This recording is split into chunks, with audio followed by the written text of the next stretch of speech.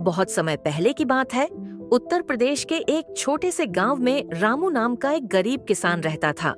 रामू के पास बस एक छोटा सा खेत था, जहां वह मेहनत करके फसल उगाया करता था।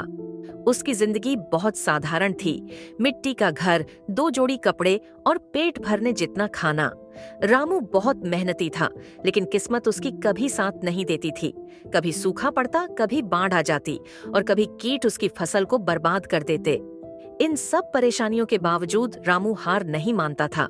वह हर बार उम्मीद के साथ दोबारा खेत जोतता और मेहनत करता। एक साल गांव में भीषण सूखा पड़ा। बारिश न होने के कारण रामू की सारी फसल बर्बाद हो गई। उसके पास बीज खरीदने के लिए पैसे नहीं थे। घर में खाने को भी कुछ नहीं बचा था। उसके छोटे बच्चे भूख से रोते रहते और पत्नी दिन रात चिंता में डूबी रहती।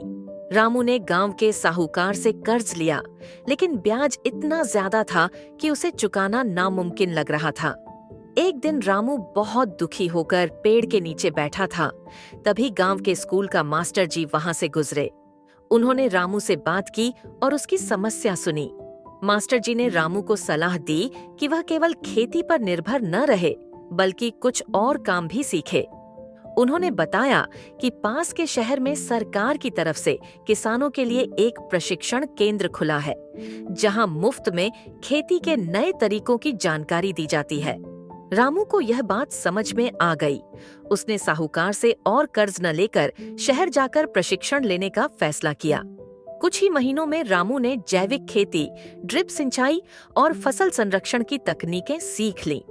वह गांव लौट आया और अपने छोटे से खेत में नई विधियों से खेती करने लगा। धीरे धीरे उसकी मेहनत रंग लाने लगी। इस बार उसकी फसल अच्छी हुई और उसे अच्छा मुनाफा हुआ। उसने सबसे पहले साहूकार का कर्ज चुकाया।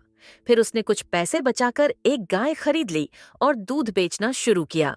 रामू अब खेती के साथ साथ डेयरी का काम भी करने लगा। रामू की ईमानदारी, मेहनत और सीखने की लगन ने उसकी किस्मत बदल दी। कुछ ही वर्षों में वह गांव के सफल किसानों में गिना जाने लगा। अब वह गांव के दूसरे किसानों को भी आधुनिक खेती सिखाता था और हमेशा कहता, मुसीबतें जीवन का हिस्सा हैं, लेकिन उनसे हार नहीं माननी चाहिए। मेहनत और सीखने की इच्छा हो तो हालात जरूर बदलते हैं।